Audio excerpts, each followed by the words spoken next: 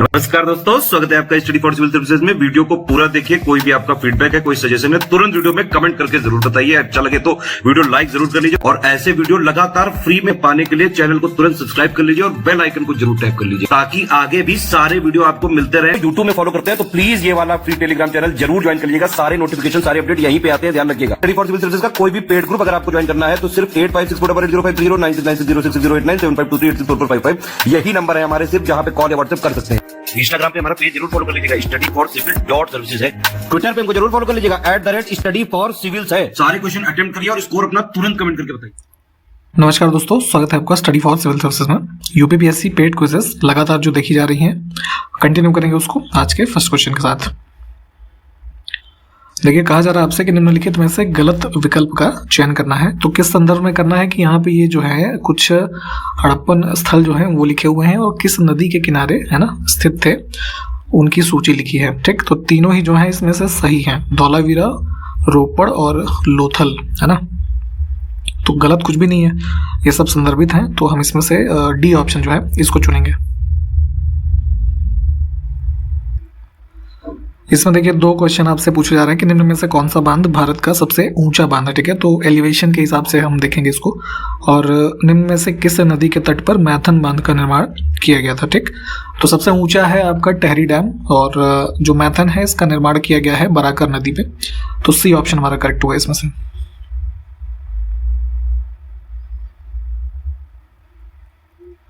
अब इसमें गलत विकल्प चयन करना है किस संदर्भ में कि भौतिक राशियां हैं और उसके मात्रक जो लिखे हैं वो। ठीक, तो एसआई यूनिट्स जो हम पढ़ते हैं तो संदर्भ में ऑप्शन यही गलत है। घनत्व तो यानी कि डेंसिटी की अगर हम यूनिट की बात करें तो ये किलोग्राम पर क्यूबिक मीटर होता है। ठीक है, यहाँ पे घन मीटर लिखा था। बाकी के ऑप्शंस ठीक है, इन्हें पढ़ के देखें आप एक बार। इसमें से कौन सा जनजातीय महोत्सव जम्मू कश्मीर राज्य या फिर इसको केंद्र शासित प्रदेश का ही है, ठीक है, यहाँ नहीं मनाया जाता है। तो इसमें देखिए डी ऑप्शन में लिखा है तुसु, है ना। तुसु को मनाते हैं मकर संक्रांति का जो अवसर होता है उसके टाइम पीरियड में बंगाल के रीजन में, है ना।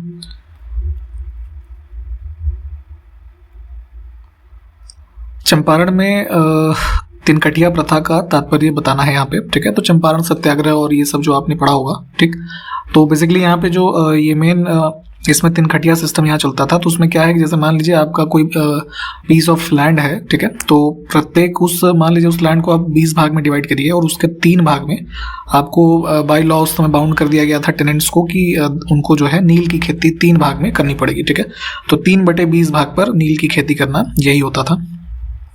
इन इवेंट्स को आप थोड़ा डिटेल में जो है इनको अपने नोट्स वगैरह में से पढ़ते रहें। वह व्यक्ति जिसने 4 अप्रैल 1919 को दिल्ली की जामा मस्जिद के प्रवचन मंच से हिंदू मुस्लिम एकता पर भाषण दिया, वो कौन थे। ठीक, तो देखिए 1919 टाइम पीरियड किसका है, रॉलेट एक्ट के जो है आने की वजह से काफ़ी सारा इधर विरोध चल रहा है। 4 अप्रैल को यहाँ पे भाषण जो दिया था ये जामा मस्जिद में, ये थे स्वामी श्रद्धानंद। ठीक, ये आर्य समाज से जुड़े हुए थे और ये इंडिपेंडेंस स्ट्रगल में एक एक्टिविस्ट थे काफ़ी। उसी के बाद आप देखेंगे 4 अप्रैल को ये है, फिर 13 अप्रैल को अमृतसर में वो जलियांवाला बाग हो जाता है। तो ये सब सीरीज ऑफ इवेंट्स हैं यहाँ पे, ध्यान रखेंगे। डी ऑप्शन करेक्ट है। स्वतंत्रता से पूर्व भारत में निम्नलिखित में से किसने केंद्रीय विधानसभा यानी कि जो उस समय सेंट्रल लेजिस्लेटिव असेंबली होती थी, ठीक, तो उसमें स्वराज बेसिकली स्वराज पार्टी कह लीजिए, स्वराज दल कह लीजिए, इसका समर्थन किया था। ठीक, तो स्वराज पार्टी ये वही वाली है जिसकी स्थापना की थी 1923 में मोतीलाल नेहरू और CR दास ने। ठीक, तो यहाँ पे इसके सपोर्ट में थे ये जो है मोहम्मद अली जिन्ना। इसमें फिर से गलत विकल्प का चयन करना है। तो देखिए कुछ हाइड्रो इलेक्ट्रिक पावर प्लांट्स हैं जो कि किस राज्य में स्थित हैं उसकी सूची है। तो सुवर्ण रेखा हाइड्रो इलेक्ट्रिक पावर प्लांट जो है ये झारखंड में है ना, उड़ीसा में नहीं है। बाकी के विकल्प ठीक है, इन्हें देख लें।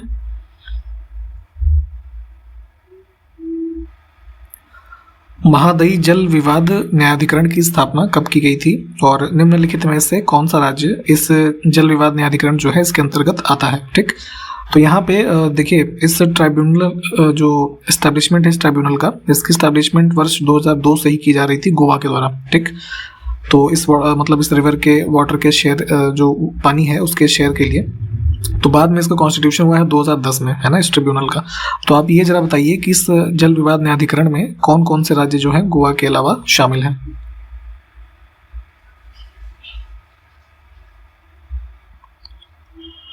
लाल कुर्ती आंदोलन के नेता इसमें से देखिए कौन थे। तो इसमें बी ऑप्शन हमारा करेक्ट हो जाएगा। बेसिकली लाल कुर्ती मूवमेंट या फिर इसको जो है खुदाई खिदमतगार मूवमेंट भी कहा जाता है, ठीक है, जो 1930-31 के टाइम पीरियड में इन्होंने अब्दुल गफ्फार खान ने चलाया, जो इधर आपका नॉर्थ वेस्ट फ्रंटियर प्रोविंस वाला रीजन जो नहीं था उस टाइम पे, तो वहाँ के ये पख्तून लीडर थे। और सिविल डिसोबीडियंस मूवमेंट जो महात्मा गांधी जी द्वारा चलाया गया, ठीक है, तो उसी के सपोर्ट में इसको इन्होंने वहाँ पे चलाया था, जिसमें लोगों ने लाल शर्ट और महिलाओं ने काले कपड़े पहन करके जो पार्टीशन ऑफ बंगाल था इन सब का विरोध किया, ठीक, तो उसी से संबंधित था ये मूवमेंट। बी ऑप्शन करेक्ट है। सोमेंद्र नाथ टैगोर द्वारा स्थापित दल का क्या नाम है, इसमें से ये बताना है। तो इन्होंने एक ये बी ऑप्शन में देखिए रिवॉल्यूशनरी कम्युनिस्ट पार्टी जो है इसकी स्थापना की थी। ये बेसिकली जो है आप रविन्द्रनाथ टैगोर जी के बारे में पढ़ते हैं, उन्हीं के भतीजे थे, ठीक, ये भी ध्यान रखिए। औरंगजेब की मृत्यु के समय जो मराठा साम्राज्य था, ठीक है, तो इसका नेतृत्व किसके हाथों में था, यहाँ पे ये बताना है। तो औरंगजेब की मृत्यु का टाइम पीरियड आप देखेंगे तो ये बात है मार्च 1707 के आसपास की, ठीक, तो यहाँ पे इस टाइम पे जो है ये ताराबाई जो है इनका एक तरीके से लीडरशिप था मराठास में, ठीक, डी ऑप्शन। निम्नलिखित में से किसने नील की खेती के संबंध में चंपारण में महात्मा गांधी को आमंत्रित किया था, ठीक है, तो चंपारण सत्याग्रह आप जानते हैं कि सबसे पहला जो एक तरीके से सत्याग्रह का सिलसिला शुरू हुआ महात्मा गांधी के द्वारा, तो यहीं से शुरू होता है 1917 में, ठीक है। तो यहाँ पे प्रॉब्लम्स अभी थी ही कि इंडिगो कल्टीवेशन के लिए जो है फोर्स किया जाता था इन लोगों को। तो राजकुमार शुक्ला जो है ये एक इंडिगो कल्टीवेटर थे चंपारण के और एक तरीके से मनी लेंडर भी थे, ठीक, तो इन्होंने ही यहाँ पे किसानों की समस्या के संदर्भ में जो है गांधी जी को आमंत्रित किया था यहाँ पे, तो हम सी जो है विकल्प इसको चुनेंगे। अगला है कि नालंदा महाविहार को किस वंश के शासक के द्वारा स्थापित किया गया, ठीक, तो ये जो है गुप्त वंश में थे, ये कुमार गुप्त प्रथम, ठीक है, तो यहाँ पे 5th सेंचुरी में जो है नालंदा महाविहार को स्थापित किया गया इनके द्वारा। अब मालवा, गुजरात और महाराष्ट्र जो है किस शासक ने पहली बार जीते थे, ठीक, तो ये बात है इनके चंद्रगुप्त मौर्य के टाइम पीरियड की, ठीक है। इन रीजन्स में पहली बार विजय इनके द्वारा प्राप्त की गई।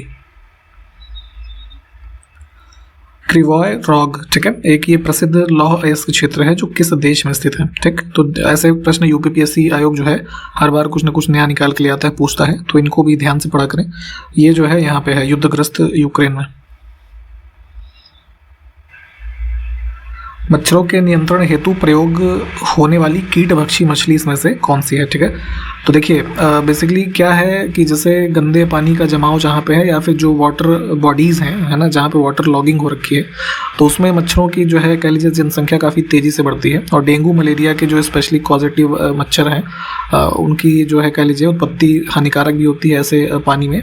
तो वहाँ पे अगर ये गैम्बोजिया मछली जो है ना, इसका यूज़ किया जाए तो ये जो उनके लार्वा होते हैं ऐसे मच्छरों के, ठीक है, उनका एक तरीके से सेवन करती है ये मछली, ठीक है, तो इसीलिए इसको जाना जाता है मॉस्किटो कंट्रोल फिश या फिर इसको वेस्टर्न मॉस्किटो कंट्रोल फिश भी कहा जाता है कई बार। तो इसी से संदर्भित था ये प्रश्न, तो सी ऑप्शन जो है इसको चुनेंगे, ध्यान रखिएगा। देखिए इसमें से किस देश को यूरेनियम सिटी स्थापित करने का श्रेय दिया जाता है, तो ये बेसिकली एक शहर है जो कनाडा में स्थित है, अथाबास्का लेक जो है वहाँ पे ना, उसी के सराउंडिंग में, उसी से संबंधित है ये। बी ऑप्शन को हम चुनेंगे यहाँ से। निम्नलिखित में से कौन सा द्वितीय प्रदूषक है, ठीक है, तो देखिए पोल्यूटेंट्स को जब आप पढ़ेंगे तो जैसे दो प्रकार मेनली प्राइमरी पोल्यूटेंट्स और सेकेंडरी पोल्यूटेंट्स ये पढ़ेंगे आप। तो प्राइमरी पोल्यूटेंट्स का डेफिनेशन ये है कि जैसे कि जो डायरेक्टली ही एक तरीके से एमिट होते हैं किसी नेचुरल हैजार्ड से या फिर मैन मेड सोर्सेज जो हैं उनसे, ठीक, तो उनको बोलते हैं प्राइमरी पोल्यूटेंट। सेकेंडरी पोल्यूटेंट वो हो जाते हैं कि जो प्राइमरी पोल्यूटेंट है वो आगे चल करके मान लीजिए हवा में या वाटर वेपर से या सनलाइट के प्रेजेंस में जो एक तरीके से किसी चीज़ से रिएक्ट करके कुछ नया फॉर्म कर रहे हैं, तो उसको बोलते हैं सेकेंडरी पोल्यूटेंट, ठीक। तो ऐसे में स्मॉग क्या है ना, स्मॉग, ठीक, ये हमारा सेकेंडरी पोल्यूटेंट है। यहाँ पे ये कार्बन डाइऑक्साइड ये सब जो है ये सब प्राइमरी पोल्यूटेंट है। और स्मॉग के अलावा अगर हम बात करें तो जैसे जो आपका ओजोन है ना, इसके अलावा जैसे फॉर्मेल्डिहाइड होता है, सल्फ्यूरिक एसिड है, तो ये सब को हम काउंट करते हैं सेकेंडरी पोल्यूटेंट में, ठीक। तो ध्यान रखेंगे ऑप्शन ए करेक्ट है, थोड़ा डिटेल में इसको पढ़ लीजिएगा। इनमें से किस राजवंश के शासकों के सुदूर देश जैसे कि सीरिया, मिस्र है ना, जो अफ्रीकन कंट्रीज हैं इधर, तो इनके साथ डिप्लोमेटिक रिलेशंस थे उस टाइम पे, ठीक है। तो यहाँ पे देखेंगे तो मौर्यन डायनेस्टी से संबंधित है ये सब जो है डिप्लोमेटिक रिलेशन, सीरिया, इजिप्ट है ना, ये सबसे। उत्तर प्रदेश राज्य का निम्नलिखित में से कौन सा जिला एका आंदोलन से प्रभावित नहीं रहा था, ठीक। तो एका आंदोलन चलाया गया था उत्तर प्रदेश में, देखेंगे 1920 और 22 के टाइम पीरियड में।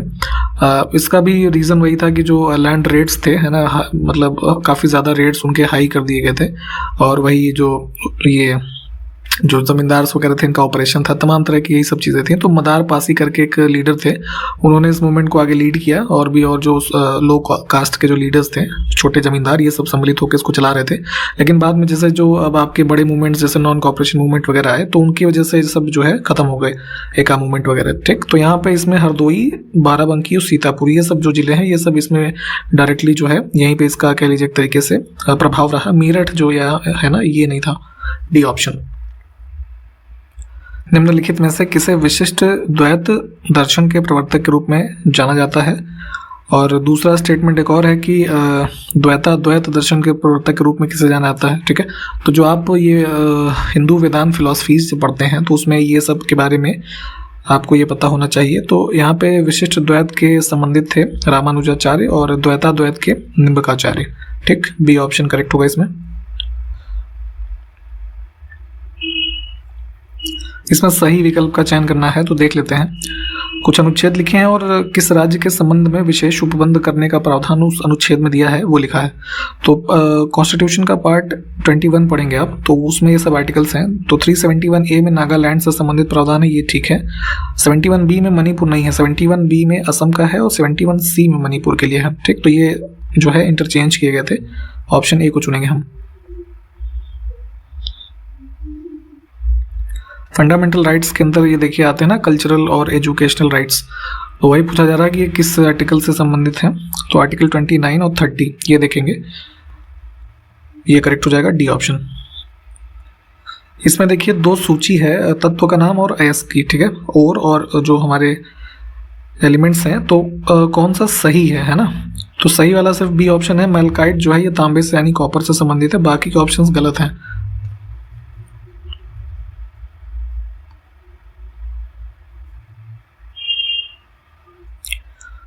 ठीक, तो इसको चुन लेते हैं, बी ऑप्शन को। अगला देखेंगे यहाँ से, निम्न में से कौन सी प्रमुख योजना वर्ष 2015 में शुरू नहीं की गई थी, ठीक है।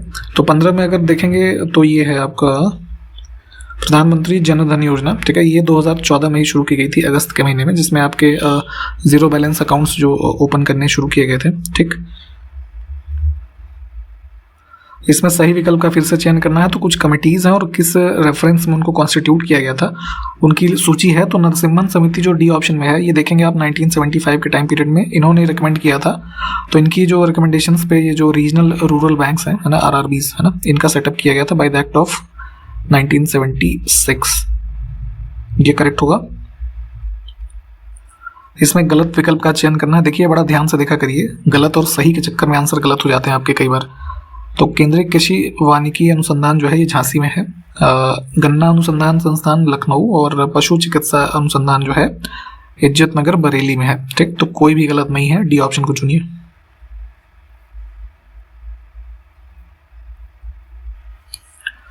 इसमें फिर से गलत विकल्प का चयन करना है। तो देखिए कुछ इंस्टीट्यूट्स हैं और कहाँ पे मतलब किस वर्ष में उनकी स्थापना हुई है उसकी सूची है। तो उत्तर प्रदेश कृषि अनुसंधान परिषद जो है ना, ये इसमें 1989 में स्टैब्लिश किया गया है, जो कि लखनऊ में है। ये गलत हो जाएगा। इसमें से किसे कोशिका की समस्त क्रियाओं का नियंत्रण केंद्र कहा जाता है। और दूसरा स्टेटमेंट है कि किसे आनुवंशिकीय गुणों का वाहक कहा जाता है। तो ह्यूमन बॉडी के रेफरेंस में अगर देखेंगे तो जो भी हमारी सेल्स होती हैं, ठीक है, तो उसका कंट्रोल सेंटर कहा जाता है न्यूक्लियस को, ठीक, केंद्रक को। और जो हमारे जितने भी जेनेटिक ट्रेट्स हैं, आनुवंशिकी गुण हैं, तो ये आगे एक पीढ़ी से दूसरी पीढ़ी में कैसे जा रहे हैं, क्रोमोसोम से, ठीक। तो सी ऑप्शन करेक्ट होगा। इसमें सही विकल्प का चयन करना है। तो पूसा बोल्ड सरसों की एक प्रजाति है, बाहर अरहर यानी जो तूर की दाल होती है उसकी एक प्रजाति है, और राज 3077 है ना, ये धान की एक प्रजाति, ये गलत है। ये जो है उसका है गेहूं का, ठीक। तो 1 और 2 जो है इसको चुनिए।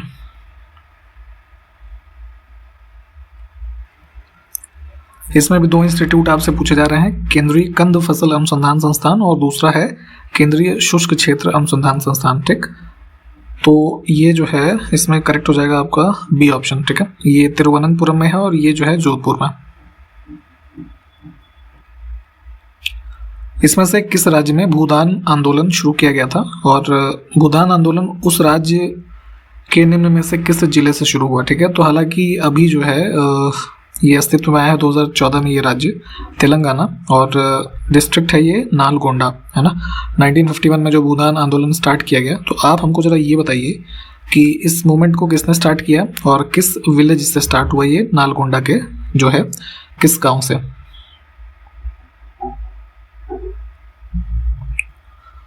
निम्नलिखित में से किस राज्य से ऑपरेशन बरगा, है ना, इसको शुरू किया गया था।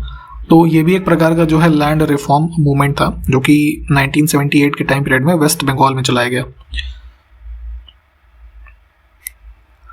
ग्राम पुनर्निर्माण मंत्रालय का गठन कब किया गया, और ग्राम पुनर्निर्माण मंत्रालय का नाम कब बदलकर जो भी आप वर्तमान में ग्रामीण विकास मंत्रालय देखते हैं ये कर दिया गया। तो पहले ये था डिपार्टमेंट ऑफ रूरल डेवलपमेंट, तो इसको 1979 में, है ना, ये रूरल रिकंस्ट्रक्शन मिनिस्ट्री के रूप में बनाया गया और फर्दर 1982 में इसको यहाँ पे ग्रामीण विकास मंत्रालय किया गया। तो बी ऑप्शन करेक्ट होगा। देखिए एक इंग्लिश में यहाँ देख लीजिए कापार्ट। ठीक है, तो ये एक ऑटोनोमस सोसाइटी थी एक प्रकार की जिसको स्टैब्लिश किया गया था मिनिस्ट्री ऑफ रूरल डेवलपमेंट के द्वारा ही, वही उसके बारे में यहाँ पूछा जा रहा है। तो 1986 में जो है 2 ऑटोनोमस बॉडीज थी, एक थी आपका जो है people's action for development in India, है ना, PADI, और दूसरी थी council for advancement of rural technology, CART बोलते थे इसको, है ना। तो इन दोनों को मर्ज करके इसको बनाया गया था और रूरल डेवलपमेंट को जो है और इन्हेंस करने के लिए भारत में यही ऑब्जेक्टिव था। इसका कोई अध्यक्ष वगैरह नहीं होता था वो जो इसमें पूछा गया। तो डी ऑप्शन को चुन लेंगे। निम्नलिखित में से गलत विकल्प का चयन करें। तो गलत विकल्प राष्ट्रीय सामाजिक सहायता कार्यक्रम यानी जो नेशनल सोशल असिस्टेंट स्कीम चलाई गई थी उसके बारे में गलत चुनना है। तो इसमें गलत है गरीबी रेखा से ऊपर आने वाले लोगों की सहायता के लिए, क्योंकि इसको शुरू जो किया गया था तो इसमें जो बुजुर्ग थे, विधवा थी, विकलांग व्यक्ति थे, तो उनको एक सोशल रूप से पेंशन जो है प्रदान करने के उद्देश्य से इसको चलाई गई थी। ठीक है, स्कीम को। तो ऊपर के 2 स्टेटमेंट ठीक है, सी वाले को हम चूज कर लेंगे। स्वर्ण जयंती ग्रामीण स्वरोजगार योजना का नाम बदल करके राष्ट्रीय ग्रामीण आजीविका मिशन कब किया गया, इसको बताना है। तो ये नेशनल रूरल लाइवलीहुड मिशन हो गया था 2011 में। देखिए पुरानी स्कीम्स भी इंपॉर्टेंट हैं तो प्लीज उसको पढ़ते रहा करिए कब क्या हुआ था। देखिए वर्ष 1955 में इसमें से किनकी अध्यक्षता में मद्रास यानी कि जो तमिलनाडु का रीजन है, तो यहाँ भारतीय समाज की स्थिति पर एक सम्मेलन किया गया और इस सम्मेलन का पूरा ब्यौरा जो है इसमें से किस पुस्तक में प्रकाशित किया गया था ये बताना है। ठीक है, तो उस समय का जो सोशल स्ट्रक्चर हमारा था आज़ादी के बाद का 55 में, तो यहाँ पे इरावती कार्वे और सोसाइटी इन इंडिया, है ना, ये उत्तर करेक्ट हो जाएगा इन फिल इन द ब्लैंक्स में।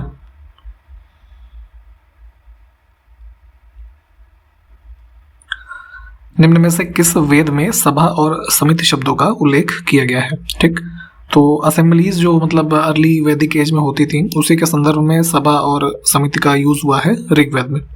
ठीक, उत्तर प्रदेश में देखिए पंचायती राज के संदर्भ में इस क्वेश्चन में कि संयुक्त प्रांत पंचायत राज अधिनियम जो बना उस समय, क्योंकि उत्तर प्रदेश नाम नहीं था, संयुक्त प्रांत के नाम से जानते थे, तो 47 में ही इसको गवर्नर जनरल के द्वारा जो है हस्ताक्षरित किया गया था।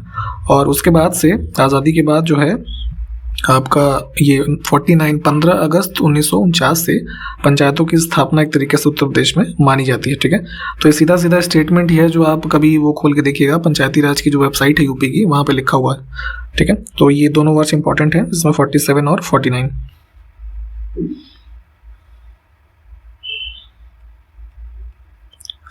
पंचायतों में मतदाता बनने के लिए न्यूनतम आयु कितनी होनी चाहिए और पंचायतों के सदस्य अथवा प्रधान या अन्य पदाधिकारियों के लिए न्यूनतम आयु जो है वो कितनी निर्धारित की गई है। तो यहाँ पे देखेंगे तो भारत में यही है कि 18 वर्ष आपकी आयु होगी तो आप वोटर हो जाएंगे, वोट देने के एलिजिबल। और जो हमारे ये प्रधान वगैरह का इलेक्शन जो लड़ने की न्यूनतम आयु है वो 21 वर्ष है। तो इसमें से सी को चुनेंगे।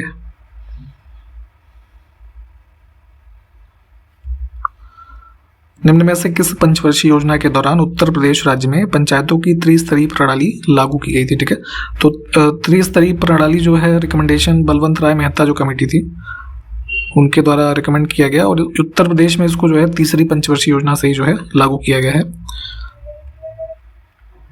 25 से 28 नवंबर तक आयोजित होने वाले ट्रैक एशिया कप 2022 की मेजबानी कौन सा राज्य करेगा? तो साइकिलिंग का ये बेसिकली इवेंट है ट्रैक एशिया कप, और ये डेट देख लीजिएगा 25 से 28 नवंबर तक केरला में होगा।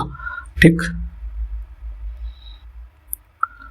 जल शक्ति मंत्रालय के अंतर्गत 4 नवंबर 2022 को किस शहर में गंगा उत्सव नदी महोत्सव एक इवेंट है ये 2022, इसका आयोजन किया गया।